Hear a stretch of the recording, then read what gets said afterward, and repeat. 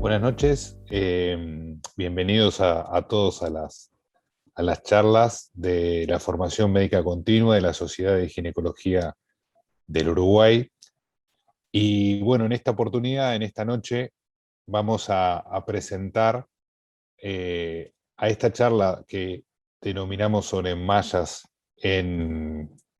fundamentalmente en uroginecología, indicaciones, riesgos y resultados, tanto al profesor Edgardo Castillo, que es el que nos va a dar la charla original y es el que va a tratar de este tema, que nos va a hablar no solamente de la realidad de las mallas en, en la utilización en uroginecología, sino también en una puesta a punto de las diferentes posturas que otras sociedades hermanas latinoamericanas tienen sobre este tema.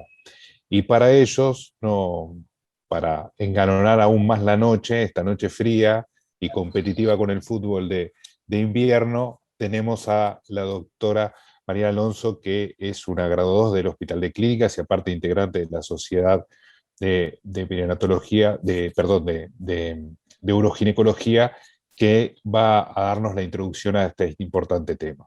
Así que agradecerles el haberse conectado el día de hoy, agradecerles tanto a Valeria como a Edgardo la oportunidad de compartir de manera desinteresada sus conocimientos y ponerlos a disposición de todos los socios y las socias de la Sociedad de Ginecología.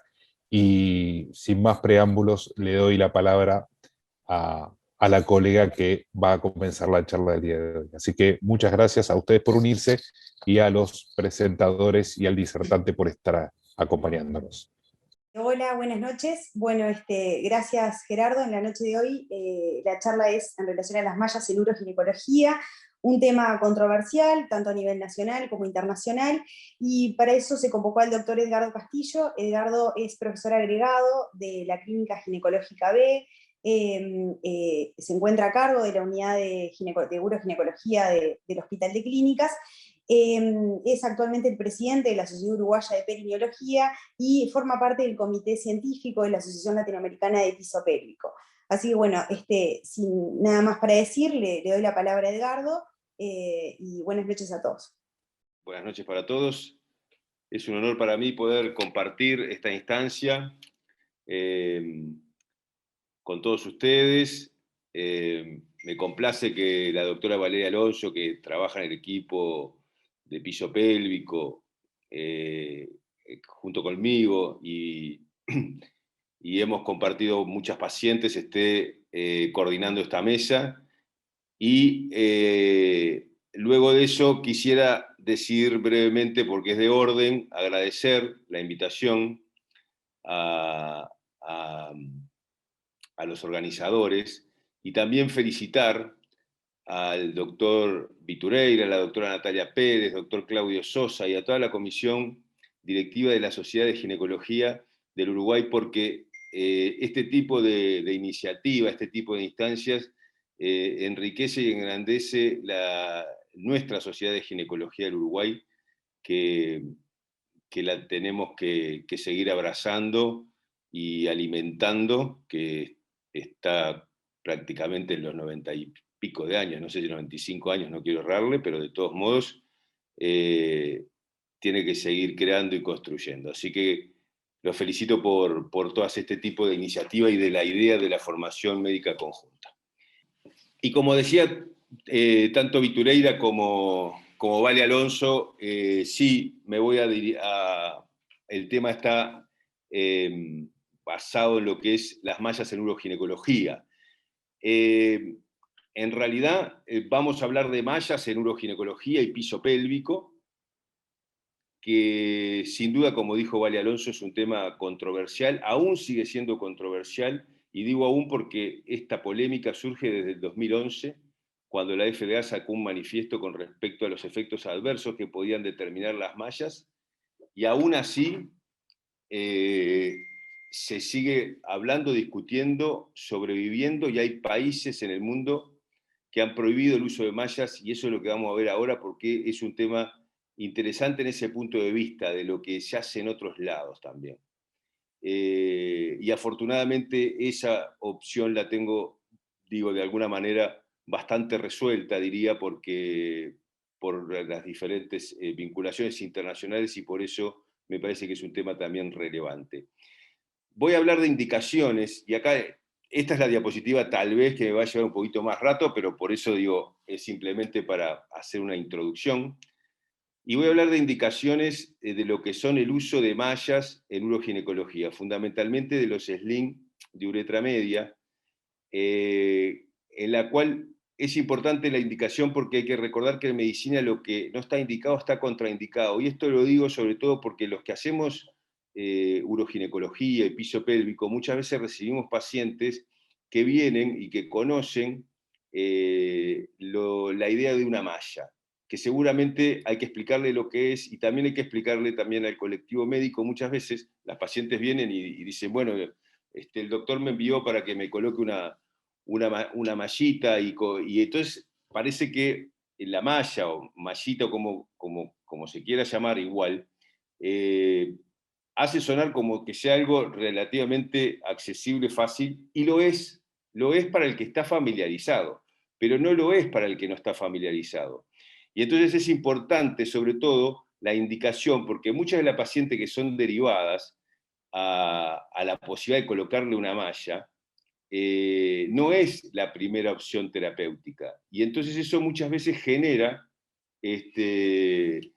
una polémica en la paciente, un dilema en la paciente de que un médico le dijo una cosa y el especialista le dijo otra, y entonces uno, en definitiva, luego de argumentos, termina convenciendo y diciéndole lo que tiene que hacer. Pero sí, como mensaje, lo importante sería conocer bien las indicaciones, y si no, hacer una derivación oportuna, que ese es el mejor gesto terapéutico que pueden tener con una paciente que tenga una incontinencia de orina, sin especificar mucho de las técnicas que se pueden hacer. Yo lo hago continuamente con las subespecialidades que están a nuestro alrededor. Si tengo una paciente con una pareja estéril, la derivo directamente al especialista, porque en realidad le comento que no me dedico al tema y que hay cosas que no las manejo. Y por lo tanto, creo que el mejor gesto terapéutico para esas pacientes es una derivación oportuna. Es decir, que vamos a hablar de los riesgos, los resultados, y sí, creo que es no diría un broche de oro, pero que me parece que es de lo más importante del abordaje de hoy. ¿Qué piensan las sociedades científicas, sobre todo en Latinoamérica? ¿Qué es lo que se hace en la región? Si se hace lo mismo que se hace en Uruguay, o hay diferencias o no. Y bueno, ya a eso vamos. Para eso le voy a desarrollar el tema y la charla de hoy con estos puntos sobre una introducción breve de lo que son las técnicas anticontinencia y cómo las podemos resumir hoy en día. Hay más de 100 técnicas de anticontinencia de orina descritas en el mundo, pero que hoy en día se resumen prácticamente en dos grandes grupos que ahora vamos a ver. Las indicaciones y las contraindicaciones, como dijimos recién, conocer los riesgos y complicaciones. Este es un punto importante, porque conocer riesgos y complicaciones es parte de lo que hace una subespecialidad. Como yo le digo siempre a los que me acompañan con la subespecialidad, o incluso a los residentes del servicio, cuando uno se dedica a una subespecialidad, ginecología oncológica, tracto genital inferior, esterilidad, lo que vaya a hacer, lo importante y lo que marca una diferencia es que sabe los riesgos, sabe las complicaciones, y vivió muchas veces sus propias complicaciones, y eso lo hace poder compararse de alguna forma con la literatura, con lo que hacen en otras partes, y saber que lo que es difícil para uno es difícil para los demás también. Y eso no es un tema menor, porque hace de que uno de alguna manera se sienta un especialista o subespecialista o experto, o querer iniciarse en esa experticia. Y por lo tanto es buena cosa. También tiene que conocer sin duda sus resultados. Sus propios resultados es imperativo. Y eso lo digo porque capaz que a lo largo de la vida hemos vivido algunos que nos decían que tal técnica le daba resultados buenísimos, cuando realmente no tenían un seguimiento de esas pacientes, y entonces esa parte en realidad perdía valor. Por eso quiero rescatarlo como el ejemplo de que tiene valor seguir los resultados. La evidencia es imperativa. Hoy en día tenemos que realizar una medicina basada en la evidencia, también en la eficiencia, también en la experiencia, pero de todo modo la evidencia no puede quedar de lado. Y por último, vamos a mencionar sí lo de la FDA, cuando de alguna manera generó la polémica en el 2011, y se generó sí lo que se podría llamar hoy en día, y en aquel momento también, una tormenta perfecta, porque de alguna forma generó lo que debería, de alguna forma, la respuesta de las principales autoridades en la temática, y nos va a interesar qué dicen las sociedades de Latinoamérica. Bueno, ahora sí, dentro de las técnicas quirúrgicas, para hacer una introducción al tema de antiincontinencia, como decía, de esas 100 técnicas quirúrgicas descritas, hoy en día las podemos resumir en dos grandes grupos: las cistopexias y las técnicas de sling o de cabestrillo uretral. La cistopexia quiere decir la fijación, o mejor dicho, la suspensión, y esta es una diferencia no menor para la hora de los resultados, de lo que sería la vejiga o el cuello vesical, algún sector firme. Recuerden que los sectores más firmes dentro de la pelvis son los ligamentos. Pueden ser los huesos, pero los huesos en general han determinado que la fijación puede determinar osteitis, y muchas veces hace que las técnicas no sean adecuadas. Y los ligamentos los sustituyen muy bien sin ningún tipo de complicaciones. Y cuando hablamos de ligamentos, estamos hablando de ligamentos, en el caso de cistopexia, el ligamento de Cooper, pero también fijamos el ligamento uterosacro cuando hacemos una fijación de histerectomía vaginal, o sustituimos los ligamentos pubovaginales cuando hacemos un sling. Es decir, son lugares firmes que permiten un buen amarre para lo que nosotros queremos de alguna manera reconstruir. Es decir, que dentro de las cistopexias, hoy en día, las que estarían cerca de lo que sería el gold estándar, que aún lo mantienen, aunque pueda haber quedado de alguna forma, no en desuso, sino como un old fashion, como pasada de moda, o como de moda antigua más que pasada de moda, porque en realidad pasada de moda no estarían, porque nunca se fueron en realidad. Y sería la cistopexia al ligamento de Cooper, que es la técnica de Burch, descrita por Burch, que puede hacerse convencional o abierta. Hoy en día ha ganado mucho terreno y mucha experiencia con la laparoscópica y con la robótica, en la cual hacen que sea una cirugía mínimamente invasiva y por lo tanto muy atractiva a la hora de cuando esté indicada. Y las técnicas de cabestrillo suburetral o sling, que es de alguna manera en lo que vamos a entrar. ¿Por qué? Porque estamos hablando de mallas, y las mallas en uroginecología son los sling de uretra media. Dentro de las técnicas de sling uretral, que es la colocación de un soporte a nivel suburetral para poder de esa manera oficial como mecanismo antiincontinencia, existen dos grandes grupos: los sling de uretra media, que es lo que nos vamos a dedicar en la conversación, pero también no podemos olvidar los sling pubovaginal. Los sling pubovaginal, la diferencia que tienen, que van colocados a nivel de la uretra proximal, es decir, a nivel más cercano a la uretra proximal, cuello vesical. Y de esa manera se coloca un sling que sería vertical, retropúbico, y permite de esa manera darle un sostén a la uretra. Ha adquirido valor en los últimos tiempos por el hecho de que de esta polémica que ha surgido con lo sintético, y el sling pubovaginal puede realizarse con material sintético, pero también con autólogo, y de esa manera ha adquirido su valor. Y nos vamos a concentrar en lo que es los sling de uretra media. Acá está, esto es obtenido de un libro el libro de Walters, del año 2008. Walters es realmente uno de los popes en la uroginecología. Es un americano que trabaja en la Clínica Mayo, y realmente tuve la suerte de conocerlo, y es una persona, además de muy agradable, con muy buenos conceptos y conocimientos con respecto a la temática.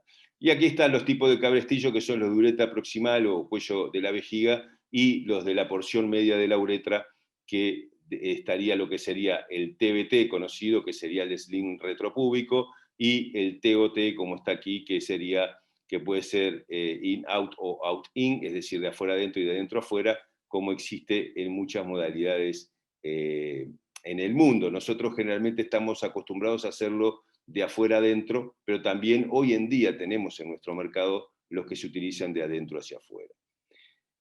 Bien, esto es un ejemplo nomás de lo que sería un sling pubovaginal colocado a nivel de la uretra proximal, con material autólogo, y esto sería lo que nos vamos a centralizar hoy, que serían los sling de uretra media, porque son sintéticos, es decir, son mallas de polipropileno que sustituyen lo que serían ligamentos. El ligamento fundamentalmente pubo-uretral y el uretropélvico, que es lo que hace que la uretra pierda consistencia y sostén, y de esa manera, al reconstruirlo, se logra un mecanismo de continencia.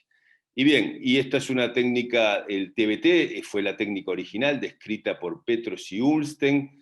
Petros es un australiano que desarrolla su trabajo actualmente en Sydney, y Ullsten es sueco, fallecido. Ambos son ginecólogos que desarrollaron la técnica en el 96, y luego sí, en el 2002, Delorme, urólogo, desarrolla una técnica transobturatriz. Siempre hago la referencia de cómo el TBT, que fue desarrollado por ginecólogos, es más realizado por los urólogos en el mundo, y el TOT, que fue desarrollado por un urólogo, que fue creado por un urólogo, es más desarrollado o practicado por los ginecólogos. Esto simplemente es por la diferencia que tiene con la visión cistoscópica. El TBT necesita imperativamente realizar una cistoscopía para saber que no hay una perforación vesical, porque si la hay se soluciona en el momento, y el TOT realmente no la requiere, aunque hay algunos autores que sugieren que siempre se debe hacer una cistoscopía,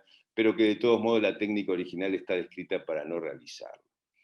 Es decir, que dentro de las ventajas que tiene cada uno sería, en realidad, pero para poder, quiero dar final a lo que es el sling pubovaginal, pero de todos modos es una técnica que ha reflotado en el momento actual por esta misma polémica y controversia de no utilizar materiales sintéticos, que sí se utiliza generalmente fascia de músculo recto, abdominal o fascia lata, que es una cirugía que requiere más incisiones, que tienen indicaciones prácticamente compartidas con las de sling de uretra media, que se ha dejado mucho tiempo para las incontinencias de orina recurrente o para las extrusiones de malla o rechazos de malla, pero que sí requiere siempre una cistoscopía. De la misma manera que dentro de los sling de uretra media, el que requiere la cistoscopia, como dijimos recién, es el TBT y no tanto el TOT.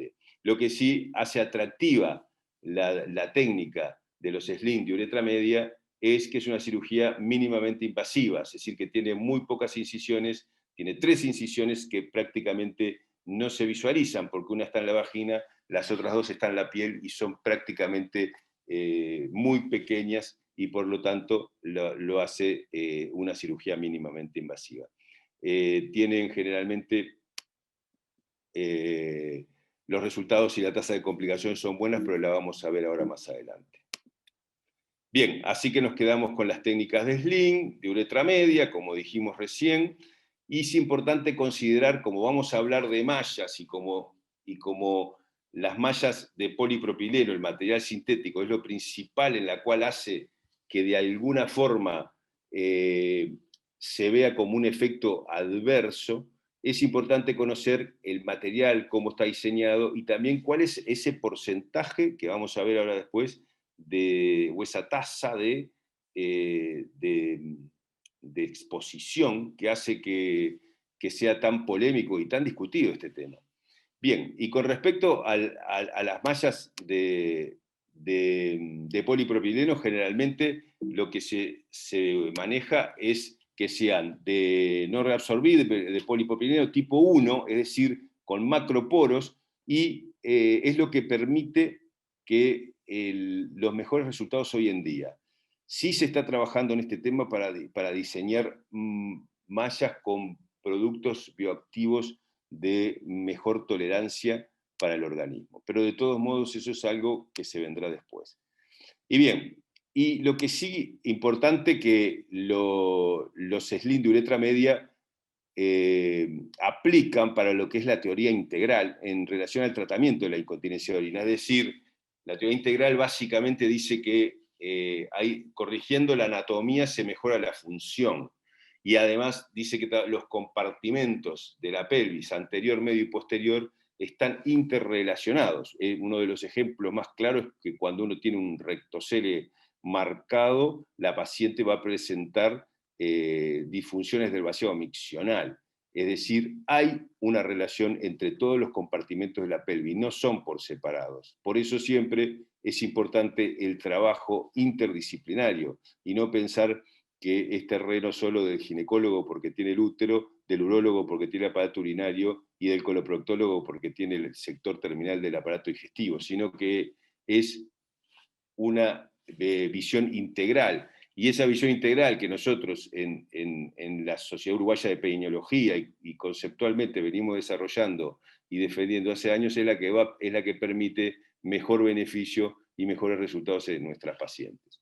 Y bien, y la finalidad que tienen estas cabestrillos suburetrales, colocado tanto en forma vertical retropúbica o horizontal transobturatriz, es reforzar los ligamentos puburetrales y de esa manera asegurar una fijación adecuada en la porción media de la uretra y una conexión, como dice ahí, con los músculos pubococcígeos. Pero eso debe ser libre de tensión. Y sí se desarrolló con el concepto de tension free, que en realidad el tension free es un tema importante, es un tema hoy en día ya resuelto, porque en su momento se sugería colocar una americana o una Metzenbaum entre la uretra y la cinta para que quedara esa diferencia. Hoy en día se vio que el uso de las bujías de Edgar 8 y 4, 8 en la uretra y 4 por debajo de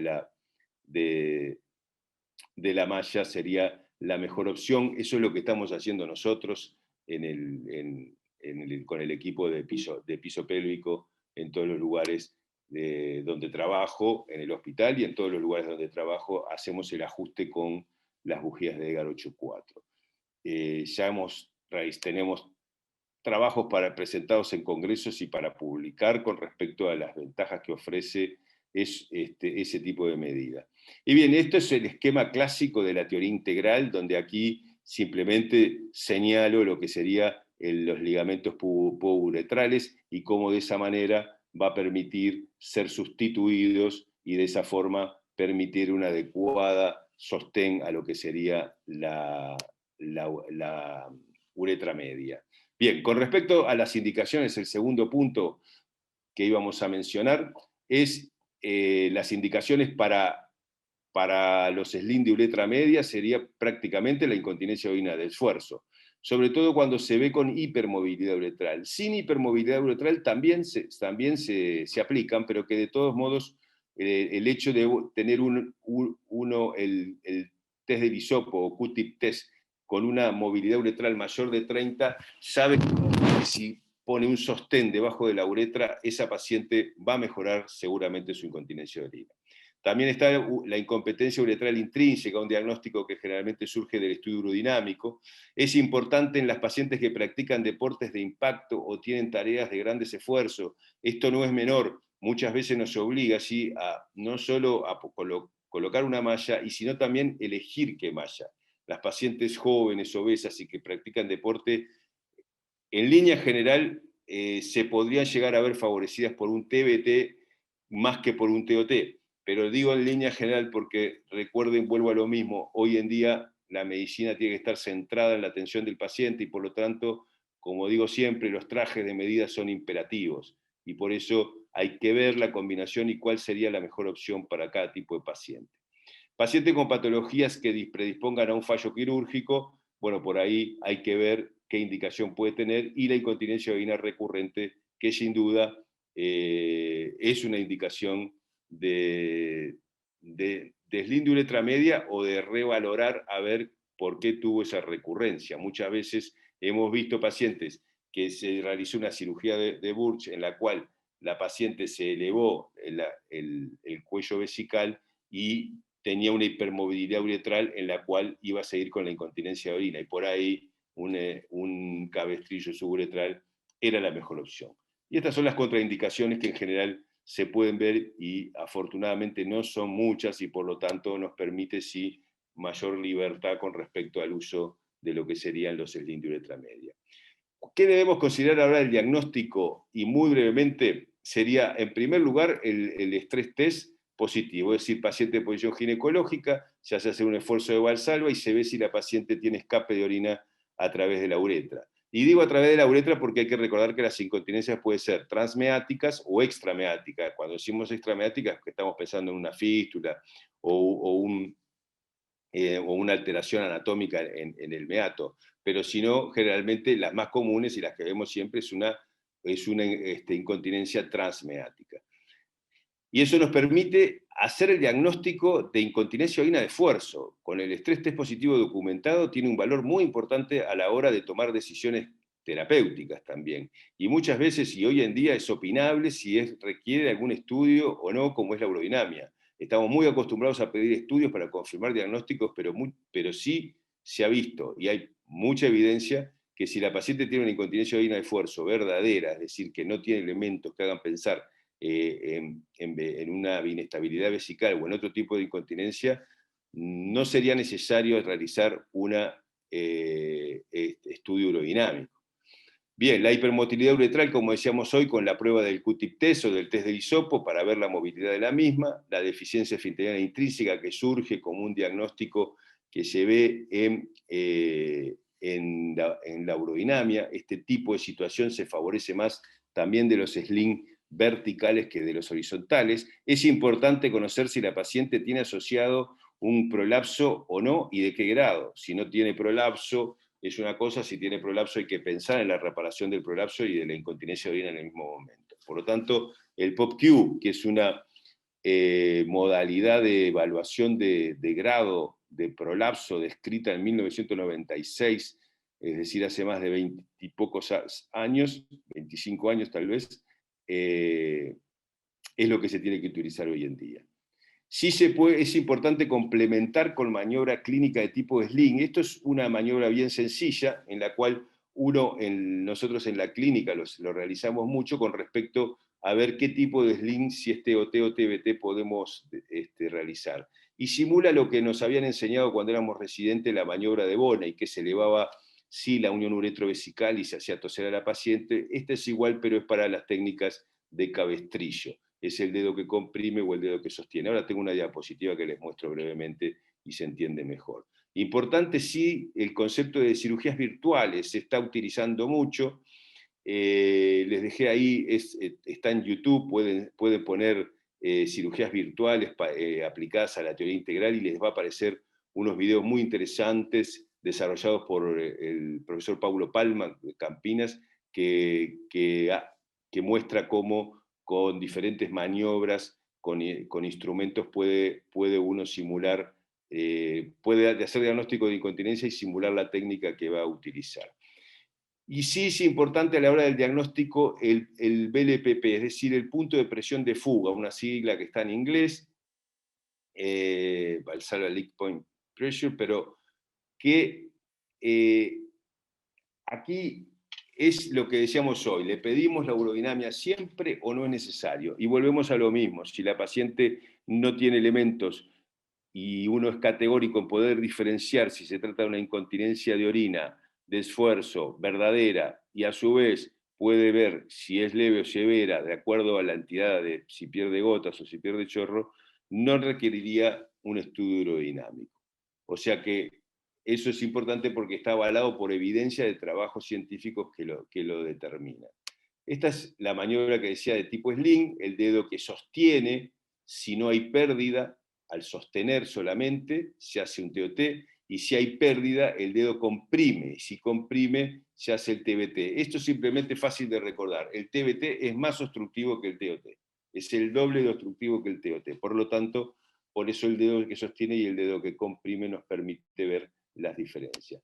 Cuando el dedo comprime y aún hay pérdida, El crossover es una técnica que se coloca un sling todo alrededor de la uretra, se envuelve la uretra con una malla de polipropileno. Es una cirugía para pocos, afortunadamente para pocos de los casos que uno puede ver. Y bien, y este es un algoritmo de cirugía de incontinencia urinaria de esfuerzo publicado por el doctor Palma, brasilero, y el doctor Omar Grossi, argentinos, en el 2007, que divide las incontinencias urinarias en transitorias y permanentes y considera así, en este caso, el tipo de incontinencia frente a los esfuerzos, pero también considera así el punto de presión de fuga. ¿Ven? La BLPP, donde cuanto menor es la BLPP, el TBT, es decir, el sling más obstructivo, cobra más valor. Pero también podemos hacerla más simple aún, eliminando lo que sería el punto de presión de fuga, la urodinamia. Y decir, bueno, tiene un esfínter normal, tengo una uretra hipermóvil, me sirve el TOT, me sirve el TOT y el TBT, me sirven los mini sling también, o sea que lo puedo determinar. Si el esfínter es anormal y tengo una deficiencia esfinteriana intrínseca, ahí directamente tengo que ir a un sling vertical, TBT o pubo vaginal. Y aún más lo resumimos con lo que sería la prueba clínica del dedo que hicimos recién, en la cual podemos diferenciar entre qué tipo de sling vamos a utilizar, si TOT o TBT, es decir, retropúbico o horizontal. Bien, con respecto a los riesgos y complicaciones, están mencionados aquí y los puse de distintos colores para poder diferenciar. Sí es importante saber que dentro de los más frecuentes estarían las disfunciones del vaciado miccional, y la urgencia de nueva aparición son de los elementos que más podemos ver. De todo, y depende de qué tipo de sling. También, por ejemplo, el sling retropúbico tiene mayor tasa de perforación vesical y el sling transobturatriz menos. El sling transobturatriz tiene mayor tasa de dolor inguinal y el retropúbico menos. Es decir, eso es lo que se da. Pero el punto acá es la exposición de la malla. Que la exposición de la malla se presentan, según distintas casuísticas, entre el 1 y el 7%. Y exposición quiere decir que se ve la malla, que es distinto que de extrusión. Extrusión sería también la salida, es decir, la malla que se ve pero que está saliendo en forma progresiva, que se ha movilizado hacia el exterior en forma más progresiva, y no solamente es la visualización. En realidad no son tantos detalles semánticos, porque una exposición en realidad admite un manejo conservador, mientras que la extrusión obliga a la liberación de la malla. Esto simplemente para decirles que a nivel nacional, vamos a hablar de la evidencia internacional, pero a nivel nacional hemos hecho un trabajo en el año 2010, que lo publicamos en la International Journal of Gynecology and Obstetrics, y afortunadamente tuvimos también una mención por este trabajo, pero que de 104 pacientes que randomizamos en grupos de tanto de TBT como TOT, encontramos un porcentaje de 1,8 y 2 de lo que sería lo que en aquel momento se llamaba exposición, que era la erosión del implante. Esto cambia a partir del 2011. La exposición hoy en día se ubica en más alrededor del 4%. Y estas son las distintas casuísticas de los diferentes autores. Sí es importante con respecto a los resultados, es decir, nos quedamos con un 4% como frecuencia de las mallas de sling de uretra media. Es importante para diferenciarlas con las del prolapso, porque las del prolapso son 2 a 3 veces más. Estamos hablando de un orden de 10 a 11% frente a estas que son de 4%. Y ese dato no es menor a la hora de poder utilizar una malla o saber que es una muy buena idea y si realmente hay que eliminarla o no.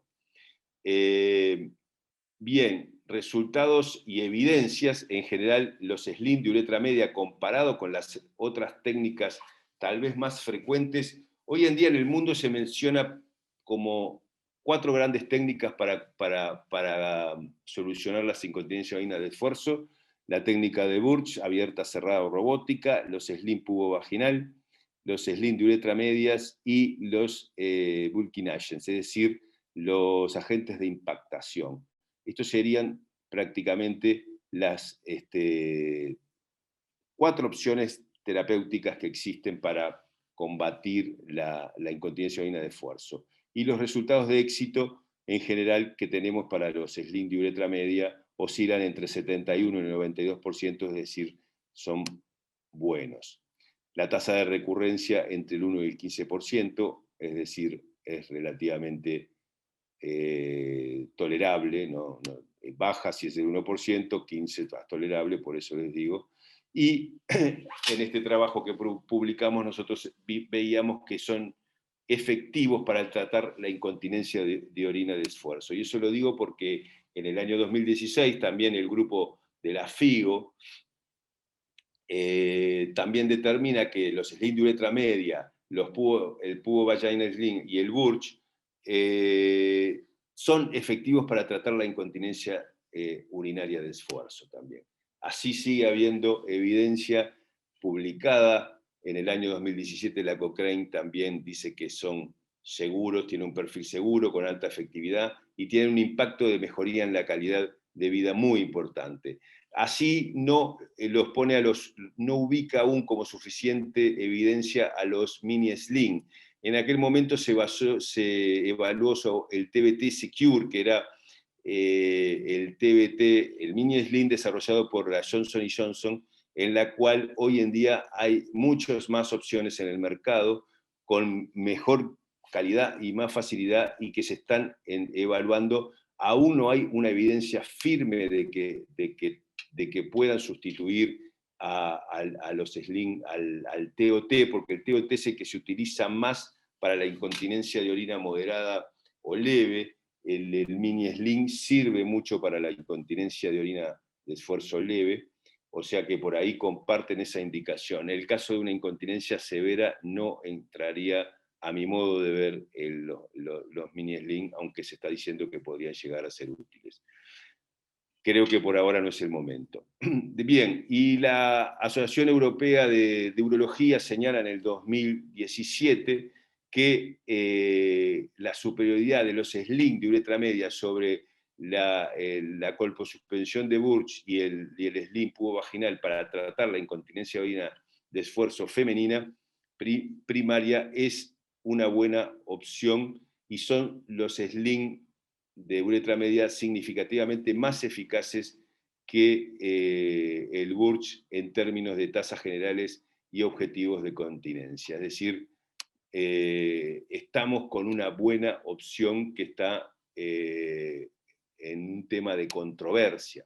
Por eso es importante tratar el tema, y por eso es importante saber lo que dice la evidencia, saber cuál es la frecuencia. No sé cómo estoy de tiempo, pero bueno, me queda la parte de prolapso, que es breve, y creo que estaríamos en tiempo y forma.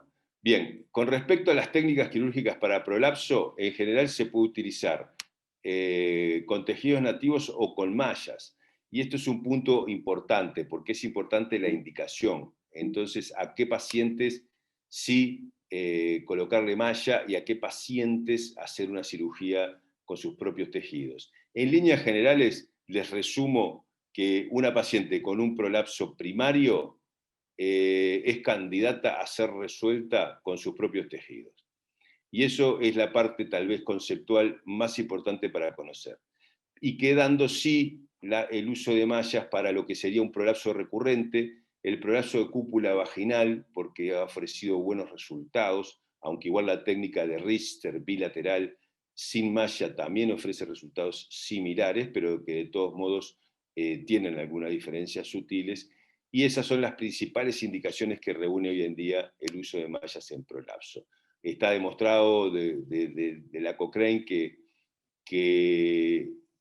el uso de mallas debe ser indicado en forma adecuadamente, no en líneas generales para los prolapsos primarios, pero sí para los prolapsos que son recurrentes.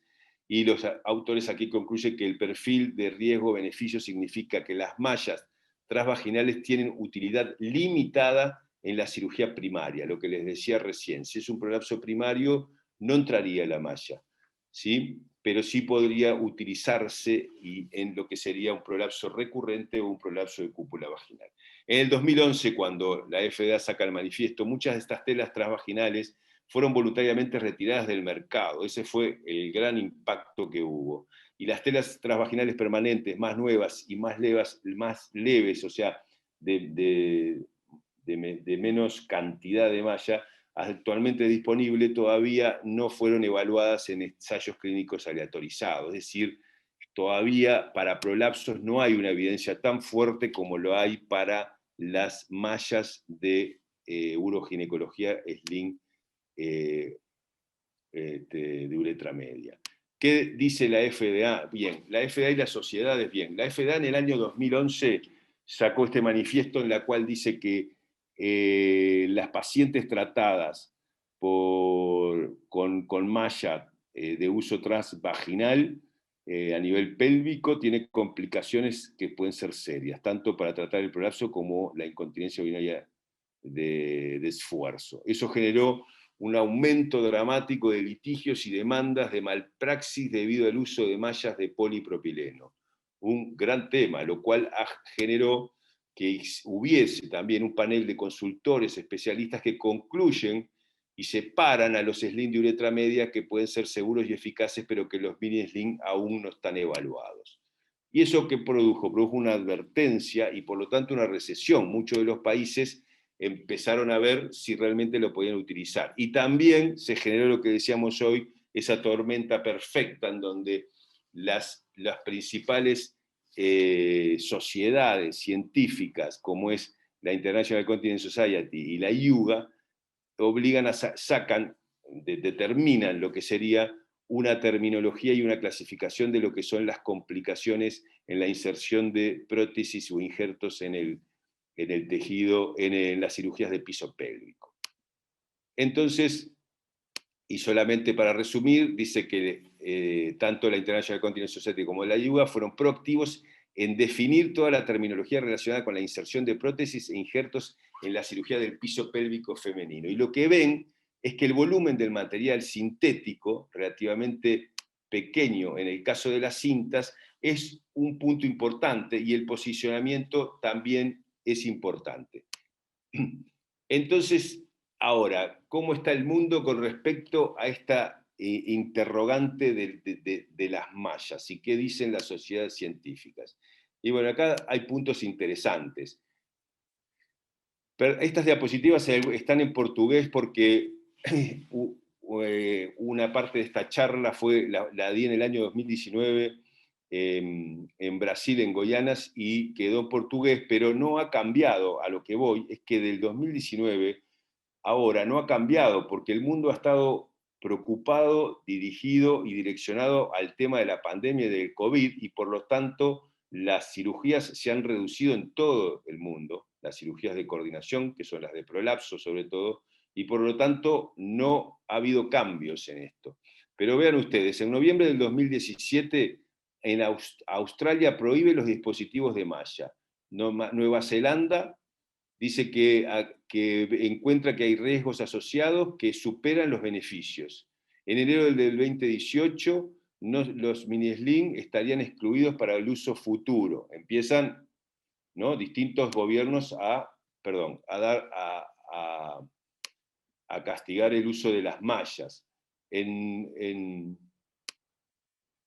En marzo del 2018, el presidente del grupo parlamentar, Reino Unido, dice que es extremadamente significativo y que las saca del mercado del Reino Unido, y que también no se comercializarán los implantes de malla de polipropileno en Reino Unido de acuerdo al gobierno. Es decir, empieza a haber un impacto importante con respecto al uso de las mallas, no solo de las de prolapso, sino los sling de uretra media, y ahí están, esto es una publicidad que saca el Reino Unido con respecto al uso de mallas, es decir, hay una advertencia y por lo tanto las mallas entran en pausa. Desde el 2017, o sea, el manifiesto fue el 2011, hasta ahí se llegó a flotar, y ahí de 2017 en adelante empezó a estar más firme el tema con respecto a tomar medidas importantes, y tan importantes porque uno se pregunta, ¿dónde deja eso a los médicos que tratan la incontinencia urinaria de esfuerzo y al gran número de mujeres que la padecen? Este artículo está muy bueno, se los recomiendo, y él señala, Hyland señala que los slints de uretra media fueron los más populares en los últimos 20 años y que la medicina basada en la evidencia ya ha demostrado sus ventajas, tanto en su facilidad de uso, seguridad y eficacia, y que los países que están considerando rechazar el uso del cabestrillo necesitarían una nota de advertencia de que ninguna de las opciones es tan buena como los slints de uretra media. ¿Y qué está pasando en las sociedades médicas acá? Y ya prácticamente estamos terminando. Brasil, acá tenemos la región, Brasil. Las mallas de prolapso se han disminuido, los sling autólogos han aumentado, el autólogo es el pubovaginal sling, es decir, el sling pubovaginal, en la cual ha aumentado porque en realidad se utilizan, no utiliza malla sintética, y el resumen sería en Brasil que las mallas de prolapso descienden y aumenta el Burch y aumenta así los sling autólogos. ¿Qué sucede en Argentina? Argentina se mantiene con una tasa de sling de uretra media importante, no realizan Burch, fíjense ustedes, prácticamente, lo veo como opinable, pero de todos modos es una opción. Sí utilizan malla para el sling apical y para algún sling recurrente, para un prolapso recurrente, perdón.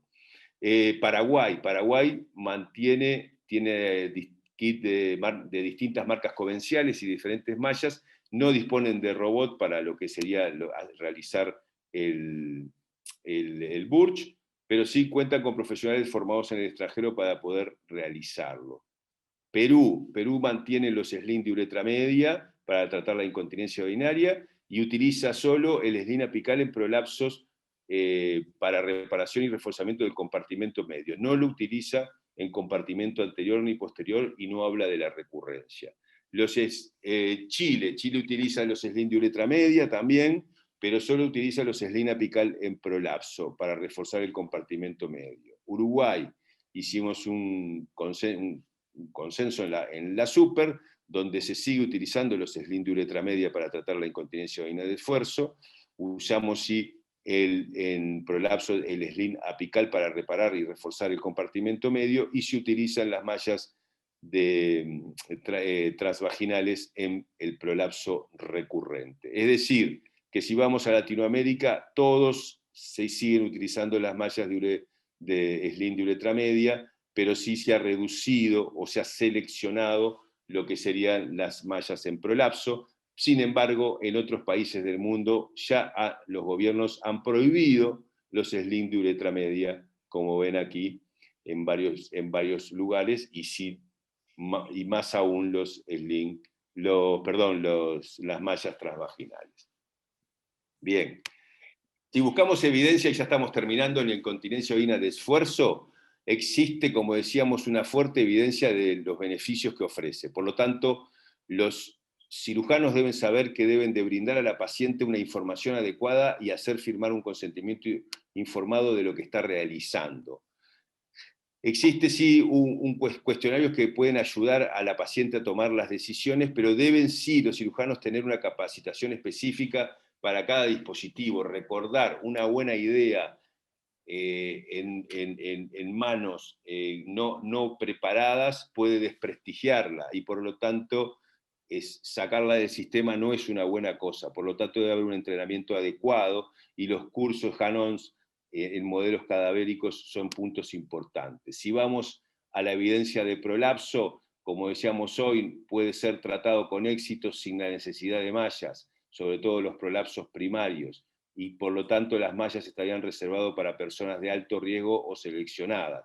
Las complicaciones y las tasas totales de reoperación deben ser relatadas como resultado, deben ser volcadas como resultados, y un informe de las pacientes que deben conocer los beneficios y los riesgos de las opciones que vamos a optar, y sí recomendar una auditoría clínica.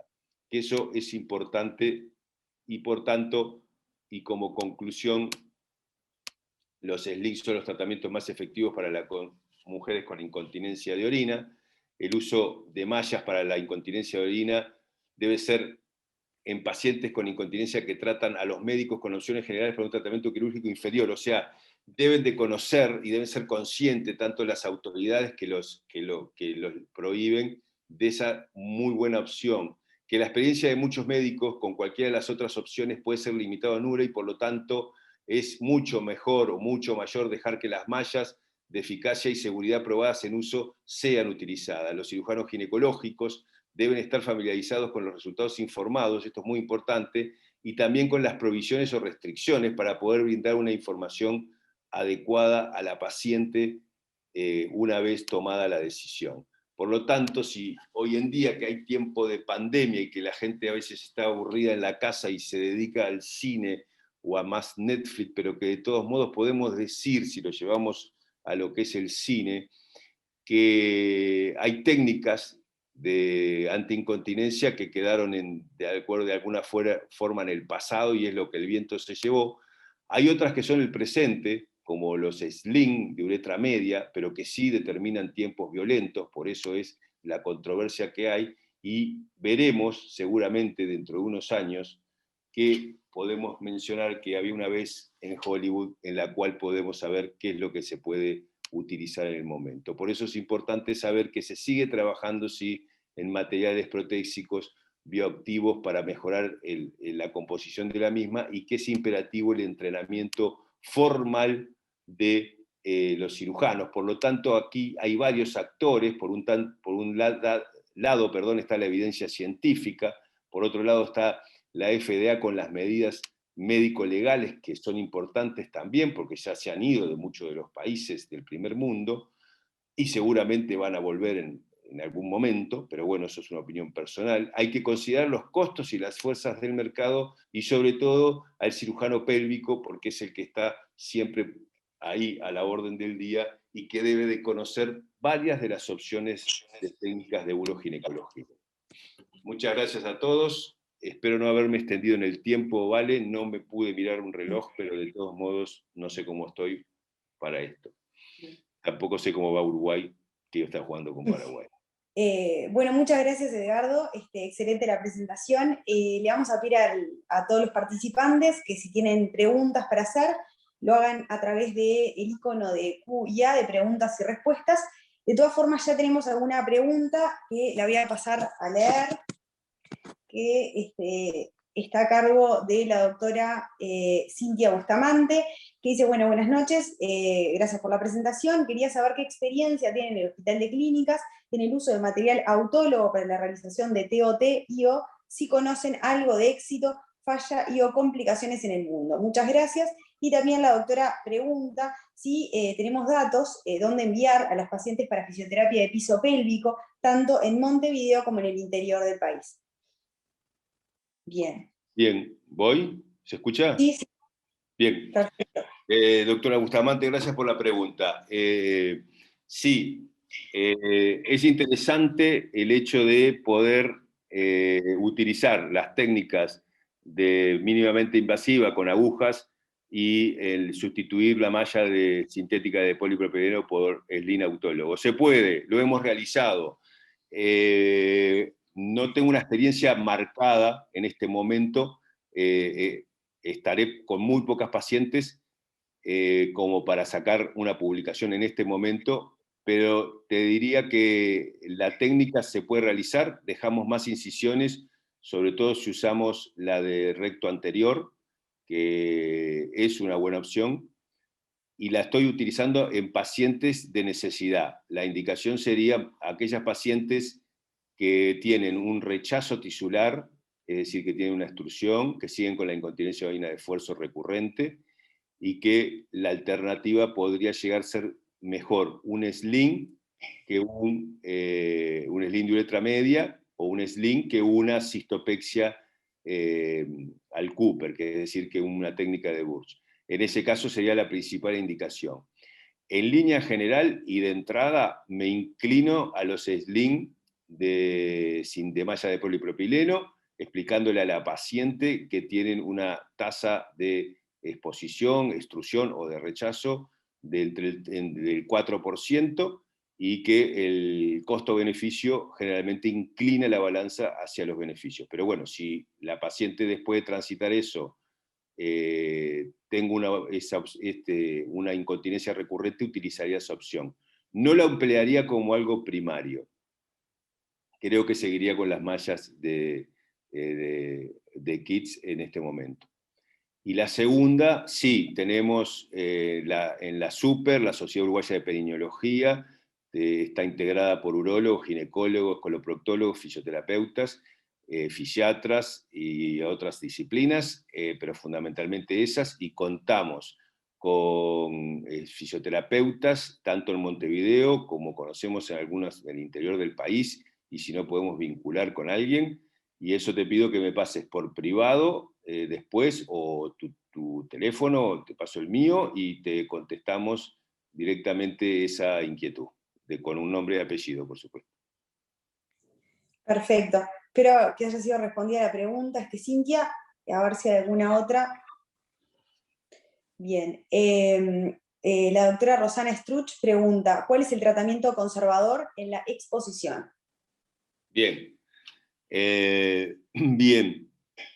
Hay un algoritmo publicado, pero de todos modos te lo resumo. En general, el manejo, cuando uno determina una exposición, es decir, ve la malla, tiene que también medir la cantidad que está expuesta. Si la exposición está fija, pero es en toda la totalidad de la malla, el manejo conservador sería el uso de estrógenos. Ahora, eso es cuando la exposición no excede el centímetro, centímetro y medio. Si excede eso, en general, depende del tiempo que se colocó. Si la paciente, la malla fue colocada recientemente, antes de los 6 meses, y uno ve esa posibilidad de exposición, pero no de extrusión, es decir, no que está saliendo, en lo personal, y digo porque he tenido conversaciones con colegas internacionales que también lo hacen, pero que aún no está publicado, hacemos lo que sería una cirugía, yo le he llamado de rescate, del sling o de sepultamiento, y se hace un colgajo de vagina de cada lado de la malla y se vuelve a cerrar la vagina. Eso no sería conservador, sería quirúrgico, pero es una forma de tratar de mantener la malla, a ver si logramos en un tiempo que logre una fibrosis. De todos modos, eso puede ser opinable, controvertido y discutido, pero de todos modos, si es a corto plazo, lo hago. He tenido buen resultado en algunas, he tenido mal resultado en otras, por lo tanto, es un tema que de alguna forma, que si queda, puede permitirle ver. Ha pasado también que he recibido pacientes que a corto plazo tienen como un rechazo, y en realidad muchas veces cuando eso de rechazo o de exposición no es medial, es lateral, muchas veces ahí hay que pensar si no hubo un pasaje inadecuado de la cinta. Por eso siempre después que se hace el pasaje de la aguja hay que confirmar que que los extremos del sector lateral de la vagina no se visualice la aguja.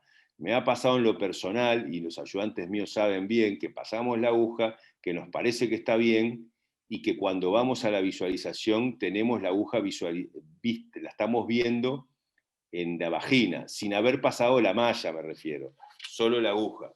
Es decir, ahí lo que se hace es sacar la aguja, volver a pasar la malla. Es decir, que muchas veces uno se ve tentado a que pasó la aguja, pasó bien, pasa la malla, y si es lateral, yo pienso que ahí tal vez no necesariamente debe hacer una exposición por rechazo tisular, sino que puede hacer un error en la técnica. Y concretando, el manejo conservador para una exposición menor a 1 centímetro es el uso de estrógenos vaginales, que puede ser tanto el estriol, el promestieno, dependiendo del perfil de la paciente, y se realiza así, en general, de uso vaginal por 3 meses para esperar una respuesta para mejorar el tejido vaginal. Si la paciente pasa una extrusión, ahí hay que liberar la parte de la malla. Bien, muchas gracias Edgardo. Vamos a ver si existe alguna otra pregunta. Por ahora no. No sé si a alguien le surge alguna otra duda, inquietud. Si no, de lo contrario, más o menos estamos bien en tiempo, estamos en 1 hora del inicio de la charla. Así que bueno, si no surgen otras preguntas, te damos las gracias, Edgardo, por esta charla, siempre muy ilustrativa, muy informativa, tratando de aclarar dudas. Y bueno, agradecemos a todos los participantes por haber estado presentes y les decimos buenas noches y nos estaremos encontrando en todo caso en la próxima charla que surja de formación médica continua de la Sociedad de Ginecología. A ver, surge una nueva pregunta, a ver. Ah, bueno, Gabriel Cura felicitando la charla, Edgardo. Ok. Bien. Bueno, muy bien. Les agradecemos nuevamente a todos por participar y damos cierre a la charla. Bueno, muchas gracias, Vale. Gracias a todos por estar y a Gerardo Vitureira también por su presentación inicial. Así que fue un placer para mí poder compartir esto con ustedes. Perfecto. Bueno, que tengan buenas noches. Gracias, Le Vale. damos saludos a todos.